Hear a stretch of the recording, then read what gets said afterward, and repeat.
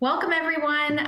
Today is the inaugural webinar for the HIPAA Diversity and Inclusion Committee interview series. This is a series of chats where we talk with diverse IP professionals in the Houston area. And I'm just so excited today. Our first interviewee is Dwayne Mason, and he is shareholder at Greenberg Traurig. I'm gonna, there's a different parts of Dwayne's bio that we're gonna kind of go through in this interview, so I'm not gonna preview it all at the beginning, but just wanted to say welcome, Dwayne. So excited to have you today. Thank you. So we'll kind of just start off real quick with what is your current practice and what has been your path to success so far? Okay. My practice in any given day, week, or month are anywhere from 75 to 150% litigation, although I have had a full service practice since starting as an IP lawyer, and that's the way my practice is today. We manage portfolios of patents and trademarks, and we do a fair amount of mostly patent litigation, but trade secret litigation, fair amount of trademark litigation, and opposition proceedings, cancellation proceedings, that sort of thing. The portfolio that we have on the patent and trademark side is global. We have filings in about 30 different jurisdictions around the world. So things come up from time to time, so to speak. Okay, great. And what has been your path from associate to shareholder? How did you kind of find your way there, and maybe who helped you along the way? Yeah, so I'll kind of step back or harken back to the time that I decided to go to law school. I never really wanted to be an engineer. I'm a chemical engineer, went to Purdue, but I always envisioned myself being a doctor. It cut out for a minute there. Okay.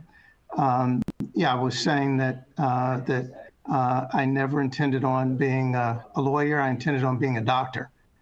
And but I got selected to go on a program one summer at Purdue, and right before my senior year in high school, and they handed me a form to fill out in pencil or ink. I mean, you didn't use computers back in those days. I didn't have one, even if they did, but applied to Purdue, got accepted before my senior year, and never really looked back. And moved to Houston to work for Exxon after engineering school, because actually I really liked being an engineer. And then after a few years, decided to take the MCAT. Was encouraged by one of my classmates from Purdue, who was already a patent lawyer, to take the LSAT, and somehow he twisted my arm and I became a patent lawyer, or at least went to law school at that point in time. So that's kind of how I started. And I started off with an IP boutique that was, where the IP lawyers were in Houston. There were probably maybe one or two lawyers that I knew of, at least, that were at big firms back then, and started practicing law in the IP space. And there were maybe 7 or 8 lawyers in the firm at the time that I started, and it was mostly a bunch of young guys.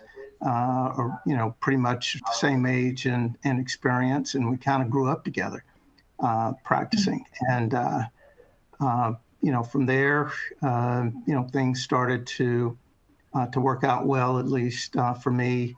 I had worked for an engineering firm while I was in law school, and it made a number of contacts there, and that was a good segue for me to to start business development and bringing in clients, and so that's how my practice really got started.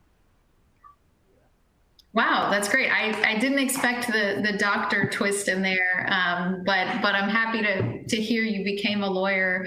You've done so much in this space, so I think that was very much to our benefit.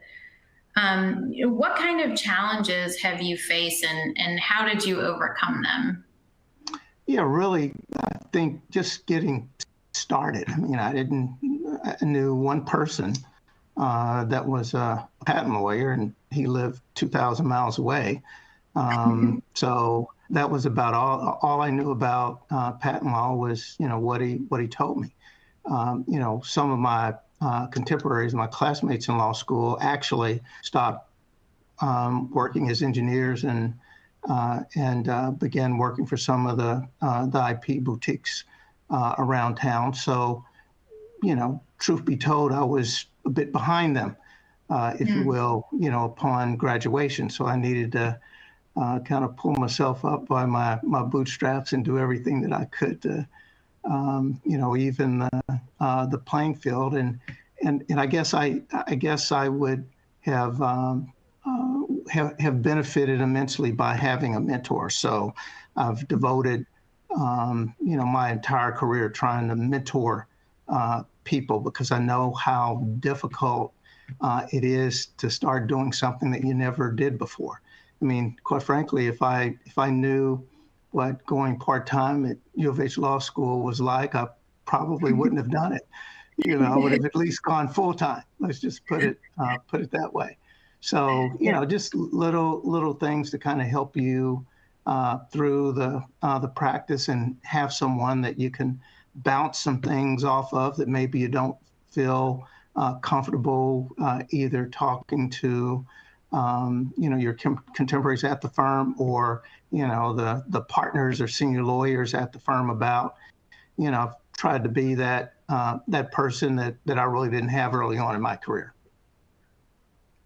Wow. Yeah, that's great. And as sort of the segue into the next question, saying that you've devoted a lot of your time in your career to mentoring and those types of activities is really an understatement. I would say, you were a founding member of the IP Inn of Court. You're, a huge force of nature in HIPLA. I know you ran the Fall Institute during a pandemic, no less, and all the uncertainties that came with 2020. That's running Fall Institute on its own is a lot, but 2020 pandemic, hurricane season, all of that, and it ran so smoothly and flawlessly. And on top of that, I saw you have really an extensive history of giving back to the community and really working with Harris County on a lot of different fronts. And so I'd love to hear a little bit more, how is that, how does that fit in with your legal skills? Is that something that maybe transferred over and you've been able to use your legal skills in sort of different areas of public service? But also, how has that led to a sense of fulfillment for you in your career, in your life, and, sort of all of the above? Yeah, so I have been, started off as a municipal utility district director in an area of town that I lived in and many years ago. And I did that for about, I think it was about 8 or 9 years. And then I moved out of that area, but told the lawyers that if something special came up, I'd be willing to talk to them about it. Well, something special did come up. The state changed the water code, and to add a new type of district. This, if you live in a MUD, you know that they can tax you based upon the valuation of your home. They can also levy a maintenance tax. I'm with Harris County Improvement District, so it's different than a MUD in a very material way, because in addition to those two methods of bringing in funds, it has general sales tax authority. And so I'm a founding member and vice president in Harris County Improvement District number 18, which is where Exxon decided to relocate its campus and corporate headquarters up in Spring. So that district wound up being the largest district in Texas history. It's worth over $2.5 billion now, and we're not anywhere close to building out the district. HP is there, Southwestern Energy is there, and I could go on and on in terms of what's in the development right now. But in my earlier career, I had worked for a chemical company that did a lot of water, wastewater, chemical treatment, process control equipment, that sort of thing. And so, all of these districts in Texas, at the very minimum, are providing water, sewer, and other related services. So the improvement district is kind of like a mud on steroids, because we do, like I said, all kinds of things, and invite you and others in HIPLA to go up to the campus, the area in Spring. It's really nice. It's sort of a smaller version of the Woodlands. I'll just put it that way. So that's how I became involved with the Harris County water utility improvement districts, and I've done that for almost 20 years now. It's shocking. I'm only 25 years old, but I've been involved with those districts since I was a child. So. Yeah, and there are other organizations. I was recently appointed as a trustee for the Foundation of Intellectual Property Law. It's called FDIPL, and it's the old AIPLA scholarship group. The Sid B. Williams scholarship is what kind of launched that many years ago, and met him and a number of the other folks back then that started that, and was fortunate to recently become involved with that organization and many others in the IP space over the years. Yeah, that's great. I mean, as a Harris County resident myself, and as one of the largest counties, I would say, in the United States, I mean, very much appreciate all the work you do in that space. I think that's wonderful on top of your very busy practice. So thank you so much for that. Kind of moving on to the last question, and then we'll move on to some rapid fire ones, which should be fun. What advice do you have for those that are new to the practice of law, and those who also want to follow your career trajectory?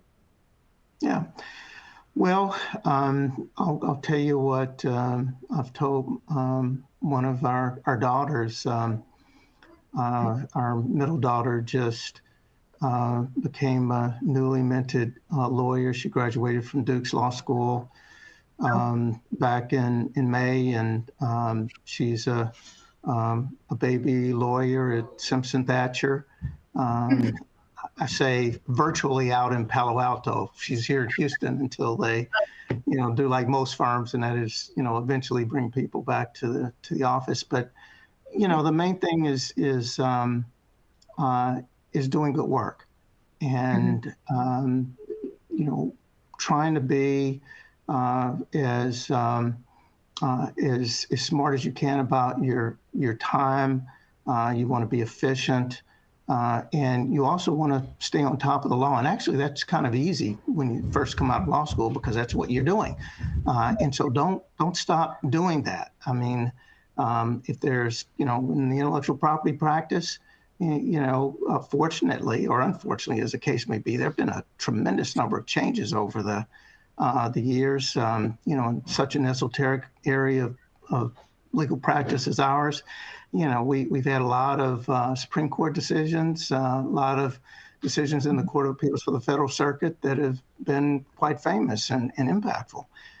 And so, continue to educate yourself, because that's an asset. I mean, if you're the person that the partners come to every time they have one of those esoteric kind of questions, and you know what the law is, and you're a good writer. You're someone that they're going to consider to be a great asset to them, because I can't do all the work, don't want to do all the work. My clients don't want me to do all the work. They want me to hire good people who charge less than I do, but are still able to deliver great services and great work, and enforce and their intellectual property, and get and maintain their intellectual property assets. So I would tell them to do that, and then also to give back. I mean, when God created the heavens and earth, He created this system called "you reap what you sow." So if you've been blessed and you've done well in your practice, it's probably because you've blessed others and you've helped others. And the more that you do to help other people, the more you'll get in return. And so that's not necessarily in terms of the end result exactly what you do all of this for. You do it because you're again trying to give back because you've been blessed during the process. Yeah, I think that's wonderful advice. And congratulations to your daughter. How exciting. The rapid round, and the idea here is to ask you quick questions and one-word responses. So what was your first job? First job, Dwayne. That's the question. You mean professional job?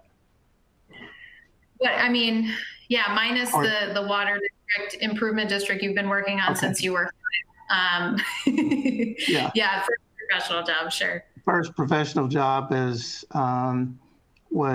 when I worked for Exxon, I guess, as an engineer in the oil field.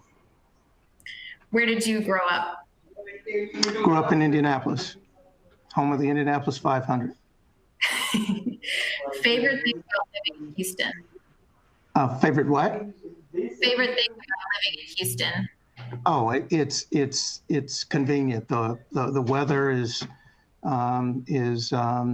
generally good, but I'll say the weather, and it's a two-part answer, and the access to a whole lot of places really quick. Are you an early bird or a night owl? Kind of both. I stay up late and I get up early. So. Paper or computer? Paper. Coffee or tea? Definitely coffee. Starbucks, venti black eye every day. Okay, all right. Well, I learned some things for sure. I didn't know all that about you, Dwayne.